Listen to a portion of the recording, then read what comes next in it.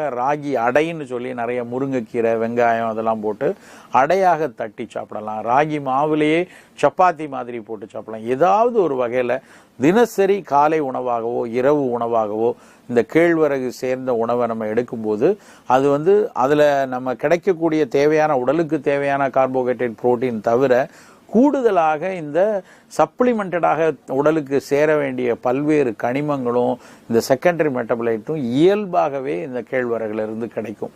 அப்புறம் இன்னொரு முக்கியமான விஷயம் என்ன அப்படின்னா, கேழ்வரகை நல்லா அடை மாதிரி தட்டி சாப்பிடும் பொழுது அதனுடைய உணவு ஒரு லோ கிளைசிமிக் உணவா இருக்கும்.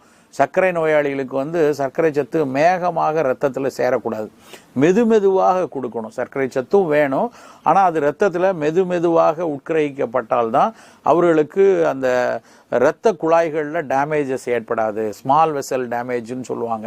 சர்க்கரை நோயாளிகளுக்கு அப்படி